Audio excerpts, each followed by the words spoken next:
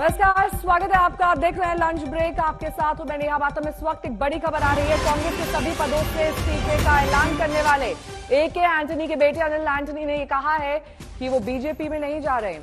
आज तक से एक्सक्लूसिव बातचीत में एंटनी ने माना कि वो जन्म से कांग्रेसी हैं और मरते दम तक कांग्रेसी ही रहेंगे। उन्होंने खुलासा किया कि बीबीसी डॉक्यूमेंट्री पर उनके ट्वीट डिलीट करने को कहा गया था, इसीलिए उन्होंने इस्तीफा दे दिया। कौन है इंटॉलरेंट? वो आपकी पार्टी से जुड़े लोग हैं या बाहर के? See, what I have said, I have resigned in the morning. It's a set of events that started from maybe 24 hours back, where I do believe that I made a tweet with very good intentions, with a lot of interest, especially our national interest in mind. In that tweet yesterday itself, I had said something which was very clear. And that is, I as a person, especially from where I come from, I have a lot of huge difference of opinion with the BJP.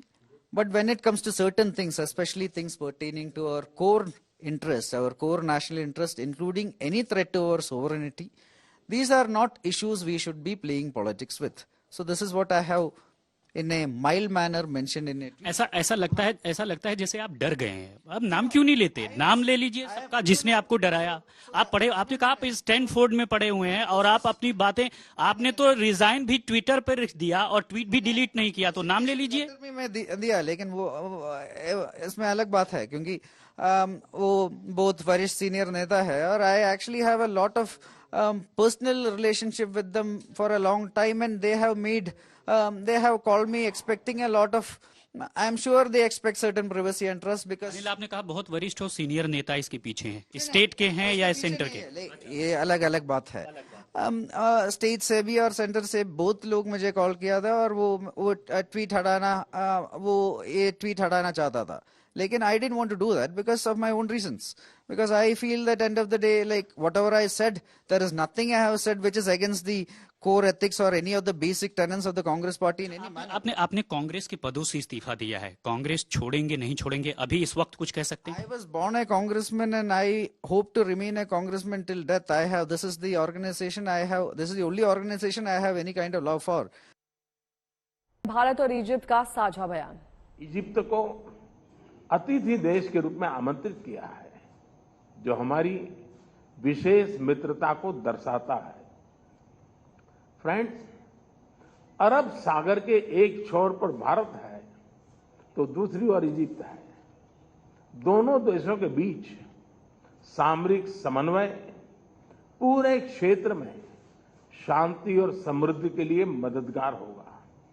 इसलिए आज की बैठक में राष्ट्रपति CC और मैंने हमारी द्विपक्षीय भागीदारी को स्ट्रेटेजिक पार्टनरशिप के स्तर पर ले जाने का निर्णय लिया है।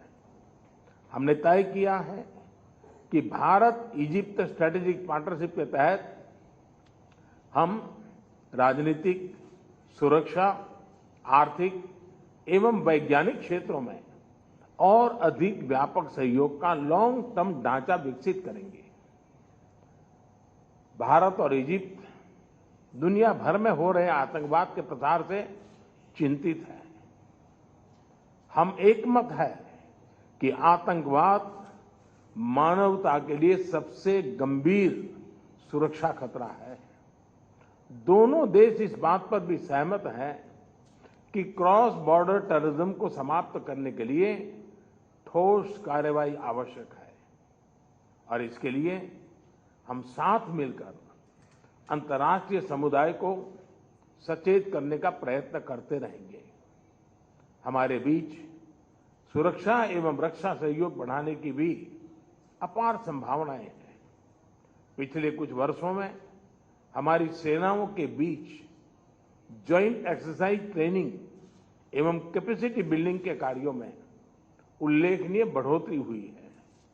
हमने आज की बैठक में अपने रक्षा उद्योगों के बीच सहयोग को और मजबूत करने और काउंटर टेररिज्म संबंधी सूचना एवं इंटेलिजेंस का आदान प्रदान बढ़ाने का भी निर्णय लिया है। एक्सट्रीमिस्ट विचारधाराओं तथा रेडिकलाइजेशन को फैलाने के लिए साइबर स्पेस का दुरुपयोग एक बढ़ता हुआ संकट है। इसके खिलाफ भी हम सहयोग बढ़ाएंगे। फ्रेंड्स, कोविड महामारी के दौरान हमने हेल्थ केयर इंफ्रास्ट्रक्चर तथा ग्लोबल सप्लाई चेन पर जो दुष्प्रभाव पड़े उसको करीब से देखा है। राष्ट्रपति सीसी और मैं इस चुनौतीपूर्ण काल में निकट संपर्क में रहे और दोनों देशों की आवश्यकता के समय एक दूसरे को तत्काल सहायता भेजी।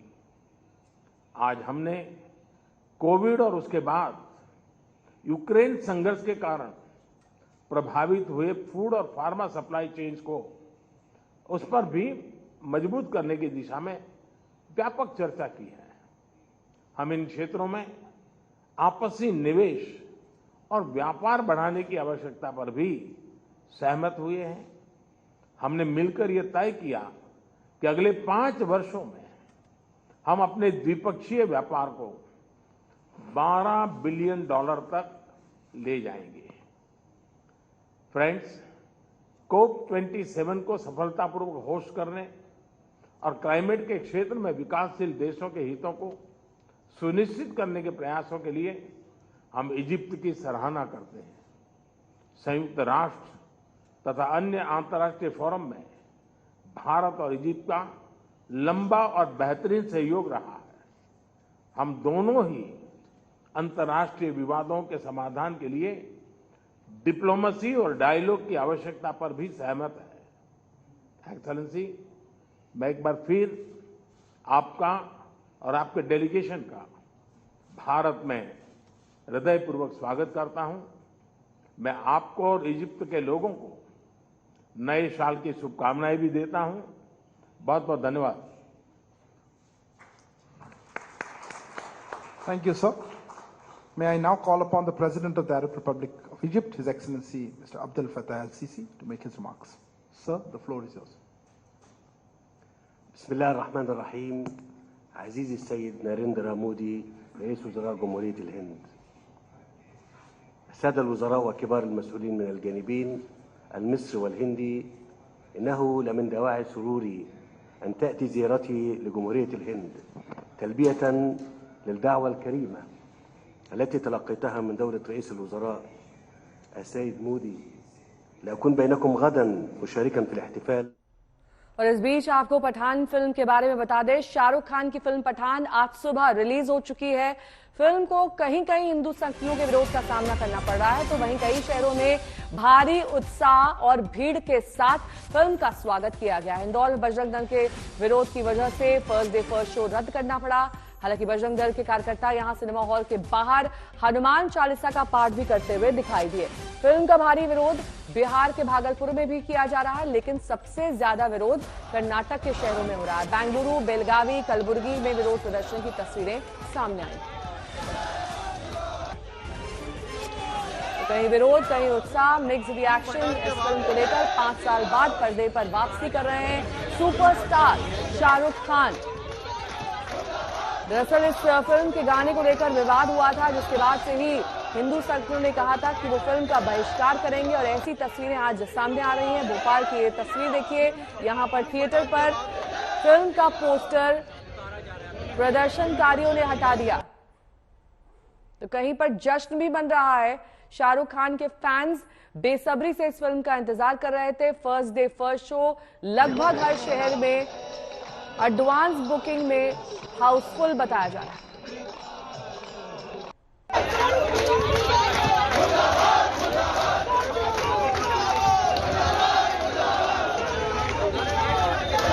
तीन भाषाओं में फिल्म की रिलीज हुई है, हिंदी, तमिल, तेलुगु। 5200 से ज्यादा थिएटर्स हैं जहां पर फिल्म को रिलीज किया गया है। 2500 ऐसे स्क्रीन हैं और इस फिल्म में आपको दो खान दिखाई देंगे, शाहरुख और सलमान दोनों इस फिल्म में। कोलकाता की तस्वीर देखिए, यहां पर भी फैंस का जमावड़ा दिखाई दिया। कहीं पर शाहरुख खान के डायलॉग सुनाते हुए फैंस दिखाई दिए, कहीं पर जश्न मनाते हुए ढोल नगाड़ों के साथ पठान को सेलिब्रेट किया जा रहा था। लेकिन इसके साथ ही विरोध प्रदर्शन भी देश के अलग अलग शहरों में फिल्म को लेकर चल रहा है।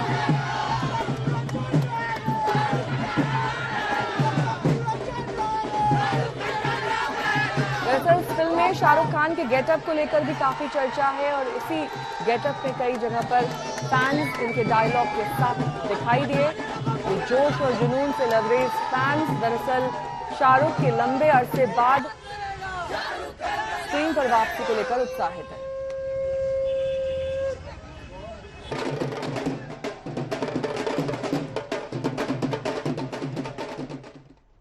हजरतगंज इलाके की यह घटना है जहां पर अलाया अपार्टमेंट में 5 मंजिला इमारत गिरने से हड़कंप मच गया। एसडीआरएफ और एनडीआरएफ के साथ साथ सेना की टीम भी राहत और बचाव के काम में जुटी तो 15 लोगों को मलबे से निकाल लिया गया। अपार्टमेंट निर्माण को लेकर जांच के आदेश हालांकि दे दिए गए हैं। अलाया अपार्टमेंट को जारी की गई एनओसी की भी जांच की जाएगी और इस मामले में मेरठ से समाजवादी पार्टी के विधायक शाहिद मंजूर के बेटे नवाजिश मंजूर को हिरासत में लिया गया है।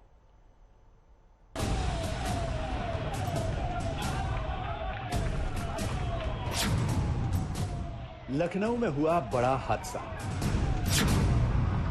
भरभरा कर गिरी 5 मंजिला बिल्डिंग। अलाया अपार्टमेंट में हादसे से हड़कंप। बिल्डिंग मालिक नवाजिश मंजूर हिरासत में। इन 4 तस्वीरों में उस हादसे का पूरा किस्सा कैद है जिसकी वजह से मंगलवार और बुधवार की रात को लखनऊ में शायद ही किसी को नींद आई। पिछले 14 घंटों से यहां राहत और बचाव का काम चल रहा है। इस बिल्डिंग के मलबे में अभी कुछ और लोगों के फंसे होने की आशंका है। लखनऊ में मंगलवार दोपहर आए भूकंप के कुछ घंटे बाद ही ये बिल्डिंग भरभरा कर गिर गई। बिल्डिंग गिरने की यह खबर शहर में जंगल की आग की तरह पहुंची तो आनन फानन में पुलिस और प्रशासन की टीमें मौके पर गईं और जैसे ही ये खबर मलबे से बाहर निकली कि अभी कुछ और जिंदगियां यहां फंसी हैं, राहत और बचाव का काम तेजी से शुरू किया गया। एनडीआरएफ और एसडीआरएफ की टीमें जिंदगी बचाने के अभियान में जुट गई और यहां तक कि सेना की टीम भी इस मिशन पर लगा दी गई। एसडीआरएफ एनडीआरएफ की टीम बहुत ही अच्छी तरह से अभी तक उन्होंने इस ऑपरेशन को किया है और 14 लोगों को सकुशल रेस्क्यू किया गया है। रात में दो लोगों को 5:30 बजे रेस्क्यू किया गया था, उनको भी हॉस्पिटल में भेजा गया है। सिविल अस्पताल में सभी लोगों का इलाज चल रहा है। अभी 3 लोगों के और इसमें होने की संभावना है।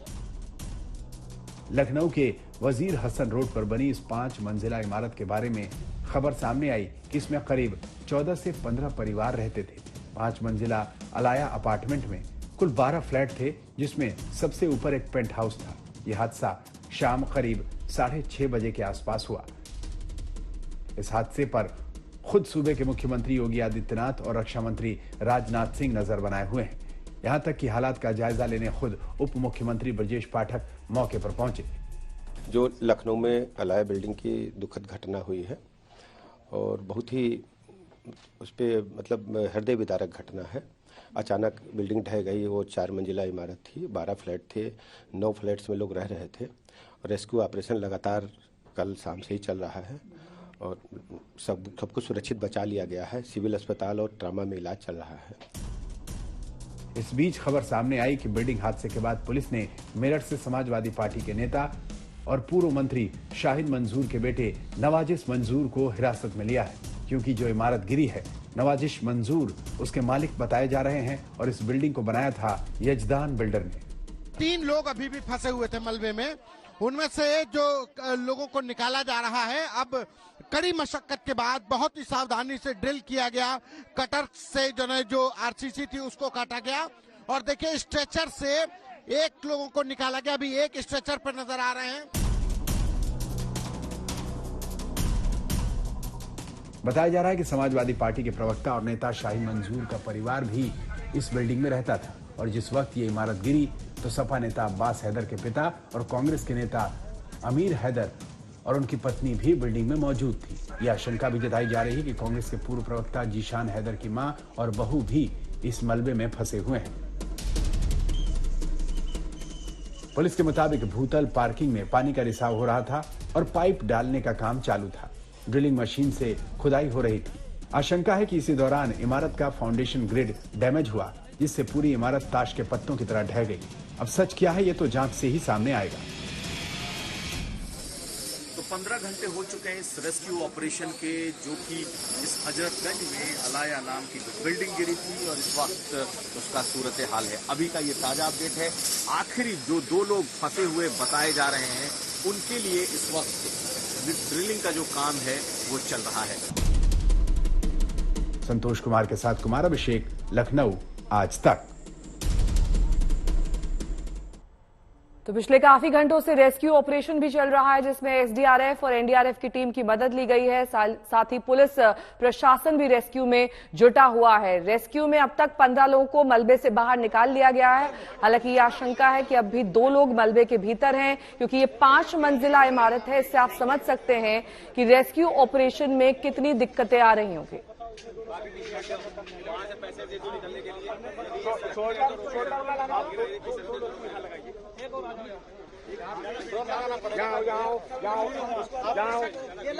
कोई और है? पूछो कोई और है साथ में? निकलने दो। नहीं और कोई नहीं है? नहीं और कोई नहीं है? नहीं सर, कोई नहीं है, एक ही है। बस पकड़ लो, बस पकड़ उधर से। हाँ बच्चा घबराओ नहीं, बस आ गई बाहर। ऊपर है। भैया आराम से आ जाओ। उधर मत जाइए। ऐसे आइए माता जी, आइए ऐसे आइए आप।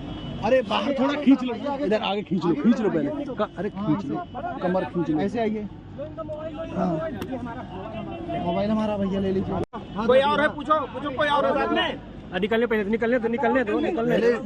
नहीं और कोई नहीं है? नहीं और कोई नहीं है? नहीं सर, कोई नहीं है, एक ही है। बस पकड़ लो, बस पकड़ उधर से। हाँ बच्चा घबराओ नहीं, बस आ गई बाहर। ऊपर है। भैया आराम से आ जाओ। उधर मत जाइए। ऐसे तो ये बताया जा रहा है कि लखनऊ में इमारत गिरने से मलबे में दबकर 2 महिलाओं की मौत हो गई है। अस्पताल में परिजनों का रो कर बुरा हाल है। और जानकारी दे रहे हैं आज तक संवाददाता अभिषेक मिश्रा। लखनऊ के अलाया अपार्टमेंट में जिस तरीके की घटना हुई, उसके बाद में इस पूरे मामले में पहली जो मृत्यु है वो दर्ज की गई है। ज़ीशान हैदर, जो कि कांग्रेस के प्रवक्ता रहे हैं, उनकी मां बेगम हैदर का निधन हो गया है। वो 70 वर्षीय थी। वो लगातार जूझती रही। उनको बचाने के लिए कई तरीके की कवायद होती रही। 16 घंटे तक ये रेस्क्यू ऑपरेशन चलता रहा, लेकिन उनकी स्थिति ऐसी नहीं बची थी कि उन्हें बचाया जा सके। आप देखने वाली बात यह है कि लगातार एनडीआरएफ और एसडीआरएफ की टीम्स ने पूरा प्रयास किया, लेकिन उनकी उम्र के मद्देनजर और जिस स्थिति में वो उस बिल्डिंग के अंदर फंसी हुई थी, उसके चलते उनको यहाँ पर बचाया नहीं जा सका। आप डॉक्टर्स की टीम लगातार कोशिश कर रही थी। हम इस वक्त यही मौजूद हैं सिविल अस्पताल के इमरजेंसी आप डिपार्टमेंट में, और आप देखेंगे कि कैसे जो है यहाँ पर उनके परिजनों का जमावड़ा लगा है। ज़ीशान हैदर हैं, उनके परिवार के लोग हैं, बहुत गमगीन हैं इस वक्त, क्योंकि जिस तरीके की ये घटना हुई है, किसी ने उम्मीद नहीं की कि इस तरीके से कुछ हो जाएगा। लेकिन 5 मंजिला इमारत अलाया अपार्टमेंट जब भरभरा के कल शाम को गिर पड़ी, उसके बाद में लगातार ऑपरेशन चला। 15 लोगों को रेस्क्यू किया गया है, जिसमें एक डेथ फिलहाल अब कही जा रही है वो हो चुकी है। यहाँ पर उनको लाया गया था, ऑक्सीजन सपोर्ट पे लाया गया था। बताया जा रहा है कि उनको सांस लेने में लगातार दिक्कत हो रही थी और यहाँ पर आने के बाद में उनको बचाया नहीं जा सका। कल जिस तरीके की घटना हुई थी, उसके बाद में कहीं ना कहीं ये उम्मीद की जा रही थी कि पुलिस और पूरा प्रशासन चूंकि यहाँ लगा हुआ था, वो सभी को बचा लेगा। लेकिन दुखद तौर पर अगर देखा जाए तो एक मृत्यु, पहली जो मौत है इस हादसे की सामने आ गई है। और यहाँ पर जो है बेगम हैदर, जिनकी 70 वर्षीय उम्मीद बताई जा रही है, उनकी मौत हो गई है। लगातार इस पूरे मामले को लेकर के मुख्यमंत्री की भी निगाह रही। 3 सदस्यीय समिति बना दी गई है। ये समिति जांच करेगी इस बात की कि कौन लोग गुनहगार हैं इस पूरी घटना को लेकर के। लेकिन जो तस्वीर आज साफ तौर पर नजर आती है सिविल अस्पताल लखनऊ की,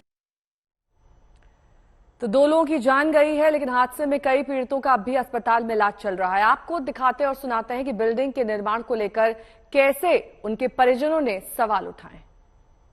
रंजना जी, उस समय क्या हुआ था? लगभग कितना समय था? क्या कुछ आपने महसूस? 6:30 बजे जो है मैं चाय पी के बैठी थी और सामने से मुझे दीवार अपने ऊपर आती दिखाई दी बिना किसी झटके के।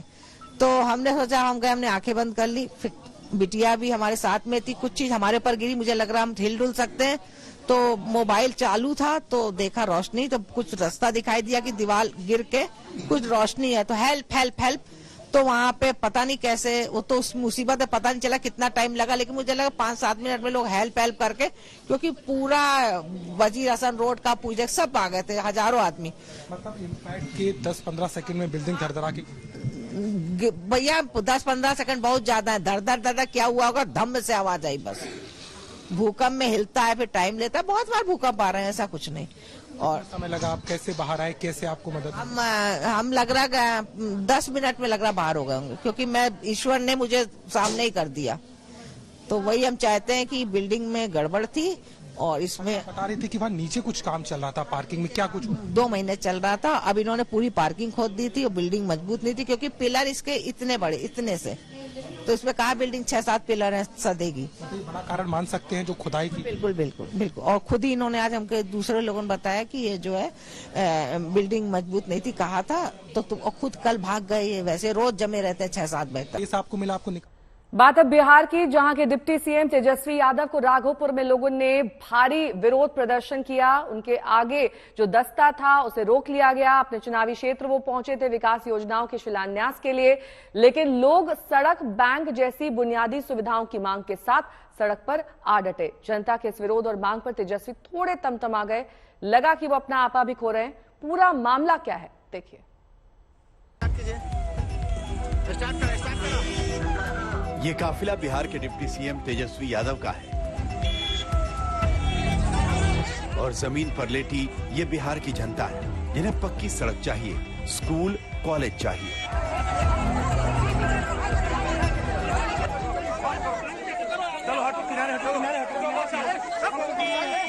बात है कि हम लोग को सड़क चाहिए, बस हम लोग सड़क हमको चाहिए। तेजस्वी के काफिले के आगे मजबूर लाचार जनता को लूटने की नौबत आ गई, क्योंकि सालों से सिस्टम सोया रहा, सरकार नींद में ऊँघती रही। ये तेजस्वी का अपना इलाका है, राघोपुर लालू परिवार का गढ़ रहा है, लेकिन सिर्फ इसी से किसी इलाके की किस्मत नहीं बदल जाती। और से देखिए, एक महिला एक बच्चे को गोद में उठाए नारे लगा रही है, एक बुजुर्ग माँ भी रास्ता रोक कर खड़ी है। बड़ी छोटी सी मांग है सड़क पक्की करने की, लेकिन इसके लिए लोगों को डिप्टी सीएम की कार के आगे खड़ा होना पड़ा। सर, हम आग्रह है आपसे कि महादलित बस्ती को 34 वर्ष हो गया पक्की सड़क से नहीं जोड़ा गया है। भोटाबाबू के आगमन में भी आपने आश्वासन दिए थे, आज तक कोई कार्रवाई नहीं हुई। तेजस्वी यहाँ से आगे बढ़े तो लोगों ने उन्हें फिर से घेर लिया। नौजवान अपने डिप्टी सीएम से कुछ कहना चाह रहे थे, अपनी बात रखना चाह रहे थे, लेकिन तेजस्वी तमतमाए दिखे। हाथ से भीड़ को दूर हटने को कहते रहे, उनकी बातों में गुस्सा झलक रहा था।